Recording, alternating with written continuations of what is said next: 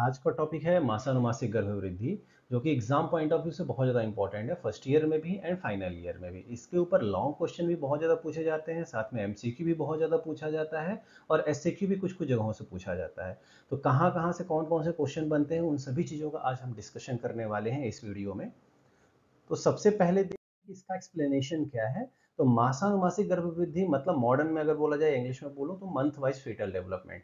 तो जो 9 मंथ के दौरान जो भी गर्भ का जो डेवलपमेंट होता है स्टेप बाय स्टेप, उसका पूरा एक्सप्लेनेशन आचार्यों ने, आज नहीं आज से बहुत पहले आचार्यों ने किया है।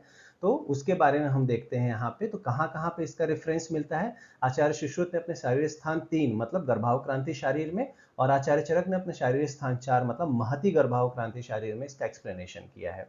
इसका यूज क्या है,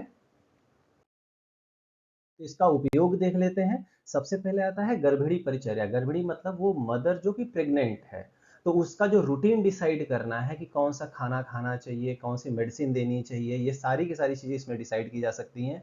भ्रूण की असामान्यताओं मतलब कोई भी गर्भ के अंदर डिसेबिलिटी तो नहीं है, इसके बारे में हम पता लगा सकते हैं। और स्वास्थ्य सुरक्षा मतलब हर महीने के हिसाब से उन्होंने मेडिसिन बताई हुई है, और दूसरा कुछ स्पेशल महीना बताया गया, जैसे चौथा महीना हो गया, 8वां महीना हो गया, वहाँ पे क्या स्पेशल ध्यान रखना है, कौन सी स्पेशल मेडिसिन देनी है, इसके बारे में हम लोग मासानुमासिक से पता कर। पहले महीने में जो बच्चा रहेगा वो कैसा रहेगा। अच्छा, पहला महीना मतलब पहला महीना एंड होते तक ये कैसी सिचुएशन रहती है।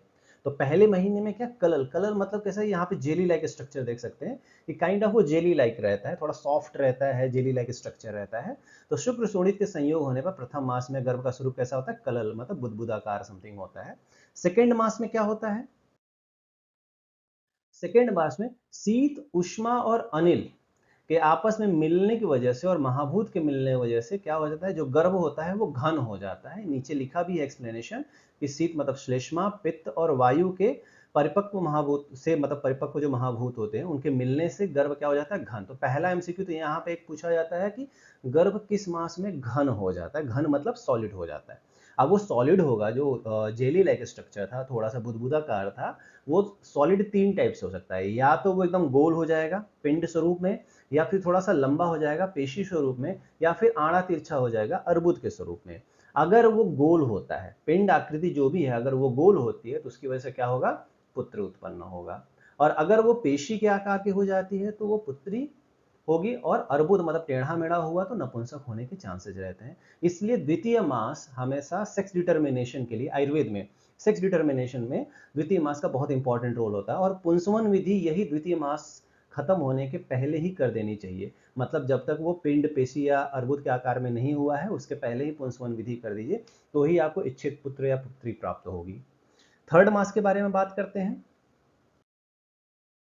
तृतीय मास में क्या पूछा जाता है, तृतीय हस्तपाद सिरसाम, 2 हाथ, 2 पैर और एक सिर, ऐसे मतलब टोटल पंच पिंडिका निर्वंतन थे। मतलब ये 5 पिंडिकाओं का निर्माण होता है, 2 हाथ, 2 पैर और एक सिर। और उसमें क्या होता है, जो अंग प्रत्यंग विभाग होते हैं कैसे रहते हैं, सूक्ष्म भवती। तो 2 जगह से यहाँ पे एमसीक्यू पूछा जाता है। एक तो यहाँ पे पंच पिंडिका का निर्माण किस मास में होता है एमसीक्यू में, और सूक्ष्म कब रहते हैं अंग प्रत्यंग विभाग, तो वो तीसरे मास में रहते हैं। तो यहाँ पे ये कुछ चीजों को हाईलाइट किया हूँ, उस पर ध्यान रखिएगा। एमसीक्यू भी पूछा जाता है, प्लस इस मंथ का वो कीवर्ड है। टीचर कभी भी कॉपी चेक करता है आप लोगों का, तो ये कीवर्ड्स देखता है कि आपने ये चीजें लिखी हैं या नहीं लिखी हुई हैं। फोर्थ मंथ की अगर हम बात करें तो बहुत इंपॉर्टेंट है, एमसीक्यू तो पूछा ही जाता है, साथ में यहाँ पे एसएक्यू भी पूछा जाता है। अलग से दो हृदनी के नाम से पूछ लिया जाता है ये एसएक्यू, या फिर गर्भ का चतुर्थ मास ऐसे पूछ लिया जाता है, शॉर्ट क्वेश्चन। बाकी तो एमसीक्यू पूछा जाता है क्या, सर्वांग प्रत्यंग विभाग। इसके पहले भी अंग प्रत्यंग आए थे लेकिन वो सूक्ष्म थे। यहाँ पे प्रव्यक्तो भवती, वर्ड पे ध्यान दीजिएगा, प्रव्यक्तो भवती, वो प्रव्यक्त होने लगते हैं। जो अंग प्रत्यंग विभाग जो भी रहते हैं वो दिखने लग जाते हैं। और यहाँ पे अंग प्रत्यंग मतलब हृदय भी प्रत्यंग हो जाता है। और बच्चे के अंदर जब हृदय आ जाता है तो माँ को दो हृदनी कहा जाता है। तो माँ के अंदर एक माँ का खुद का हृदय है प्लस एक बच्चे का हृदय है, जिसको दो हृदनी कहते हैं। तो यहाँ इसीलिए दो हृदनी के नाम से पूछ लिया जाता है। सुश्रुत ने कौन से मास में दो हृदनी बोला है, तो चतुर्थ मास में। वहीं अगर चरक का पूछ लिया गया है तो ध्यान में रखिए वो तीसरे मास में उन्होंने बोला है हृदय आ जाता है। तो एमसीक्यू में क्या पूछा गया, आचार्य सुश्रुत के अनुसार या आचार्य चरक के अनुसार, तो फिर वो ध्यान रखिएगा, सुश्रुत के अनुसार चौथे मास में, चरक के अनुसार तीसरे मास में, और अगर किसी का नाम नहीं लिखा है, किसी आचार्य का नाम नहीं लिखा है, तो सुश्रुत वाला ही आप लोगों को लिखना है चौथे मास में।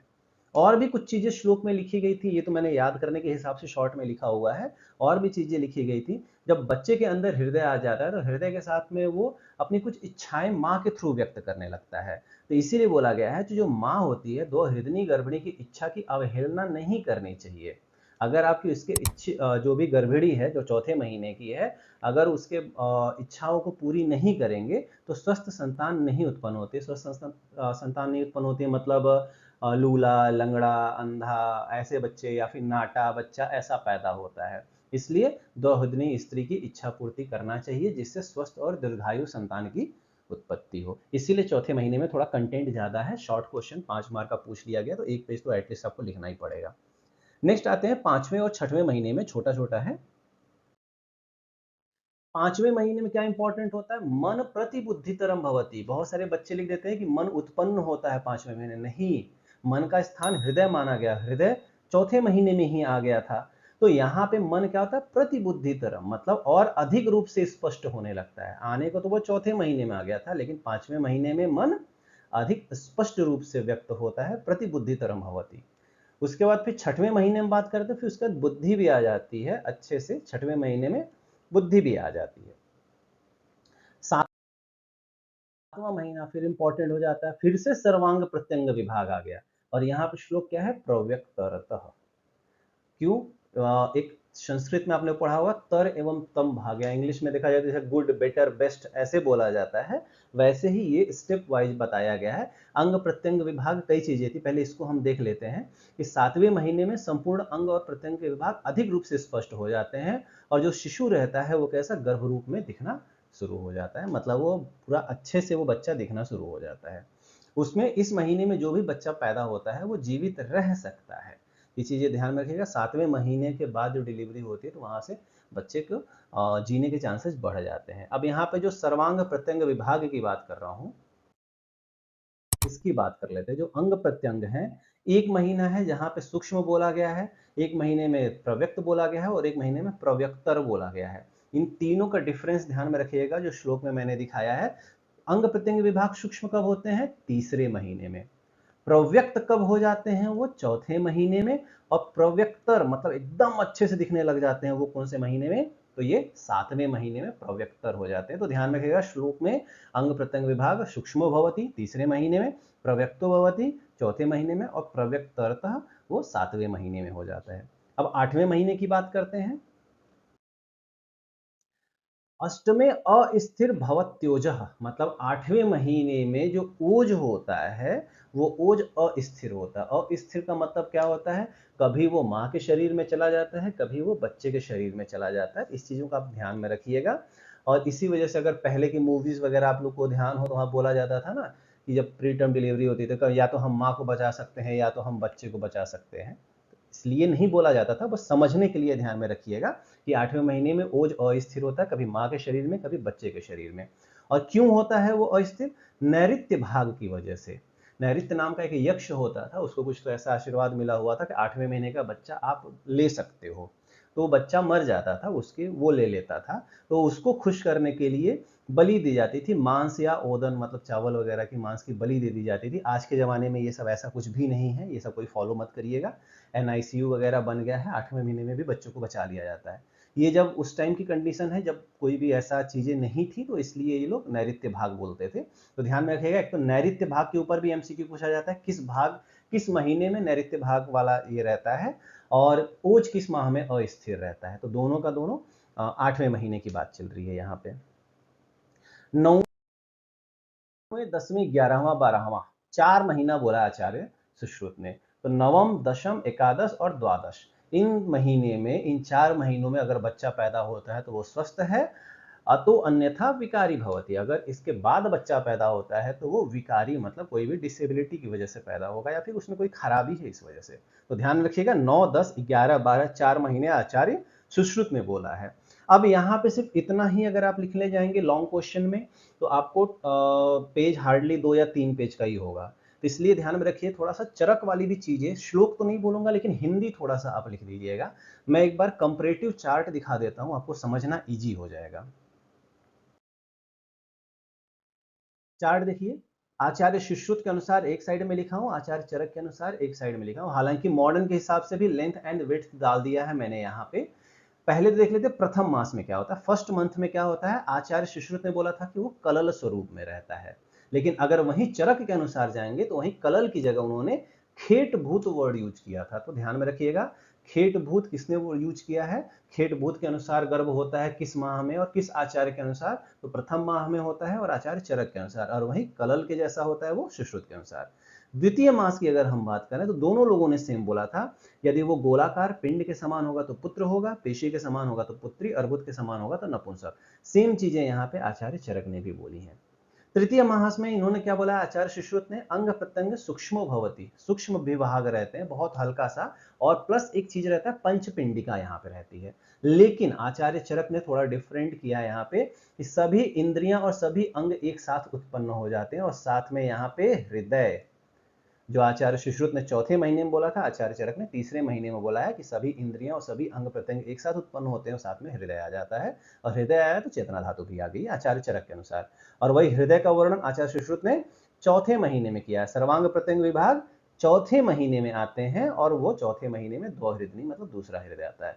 तो चरक और सुश्रुत थोड़ा सा तीसरे और चौथे में यहाँ पे उन्होंने एक्सचेंज कर लिया है।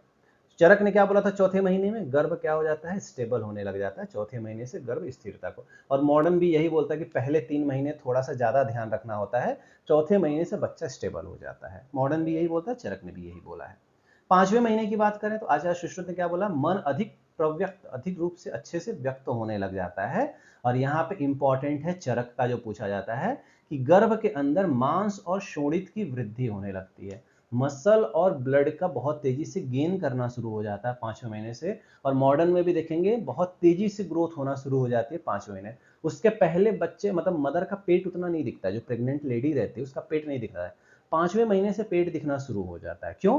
क्योंकि बच्चे के अंदर बहुत तेजी से उसके मसल्स डेवलप होना शुरू हो जाते हैं और उसके अंदर ब्लड भी बढ़ने लगता है। अब जो भी मसल्स या मांस धातु या फिर रक्त है वो कहाँ से आएगा, माँ की तरफ से। तो जब माँ की तरफ से बच्चे के अंदर बहुत डेवलप होगा तो माँ का वेट कम होने लगता है, तो माँ का मांस एवं शोणित कम होने लगता है। इसलिए एक और एमसीक्यू हो जाता है, गर्भड़ी कृश हो जाती है, गर्भड़ी पतली होने लगती है। अचानक से 5वें महीने में जो प्रेग्नेंट लेडी रहती है वो पतली होने लगती है। क्यों? क्योंकि उसका मांस एवं शोणित बच्चे के अंदर बहुत तेजी से जाने लगता है और बच्चा बहुत तेजी से डेवलप करना शुरू करता है। 6वें महीने में आचार्य सुश्रुत ने क्या बोला था, उसकी बुद्धि आ जाती है, सोचने समझने की शक्ति बढ़ जाती है बच्चे के अंदर। लेकिन चरक ने क्या बोला है, बच्चे के अंदर क्या होता है, बल एवं वर्ण की वृद्धि होती है, बच्चे के अंदर ताकत भी आ जाती है, उसका कलर वगैरह भी जो भी रहता है वो डेवलप होना शुरू होता है। उसकी वजह से वो बल कहां से आएगा, माँ की तरफ से, तो माँ के अंदर बल एवं वर्ण क्या होने लगेगा, घटने लगेगा। 7वें महीने की बात करते हैं, सर्वांग प्रव्यक्तरत, यहाँ पे सभी अंग बहुत अच्छे से व्यक्त होने लग जाते हैं, व्यक्त हो चुके होते हैं मतलब। और इन्होंने क्या बोला है कि गर्भ सभी प्रकार से पुष्ट हो जाता है, एक तरीके से वही बात है, लेकिन गर्भिणी क्या होती है, अधिक दुर्बल एवं उदास प्रतीत होती है। 8वें महीने में दोनों लोगों ने सेम बोला है, ओज अस्थिर होता है, आचार्य चरक ने भी बोला है ओज अस्थिर होता है। और यहाँ पे 9वें महीने, नौवां क्या, 9वां 10वां 11वां और 12वां महीना, 4 महीने बोला उन्होंने नॉर्मल डिलीवरी का टाइम, लेकिन आचार्य चरक ने एक्चुअल वाला बोला है 9वें और 10वें महीने के अंदर ही डिलीवरी हो जानी चाहिए। तो ध्यान में रखिएगा, जब भी लॉन्ग क्वेश्चन अगर पूछा जाएगा तो आपको सुश्रुत वाला श्लोक लिखना है, एक्सप्लेनेशन लिखना है। चरक वाला अगर श्लोक याद है तो ठीक है, नहीं याद है तो कम से कम हिंदी तो लिख दीजिएगा।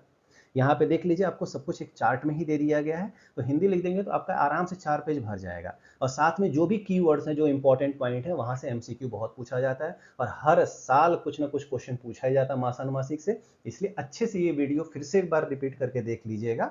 और कुछ भी अगर समझ में नहीं आता है तो एक बार प्लीज आप नीचे कमेंट में एक्सप्लेन करिए, या फिर गर्भ शारीर से रिलेटेड कोई और अगर टॉपिक आप जानना चाहते हैं तो प्लीज यहाँ पे कमेंट करिएगा। Okay, thank you and all the best.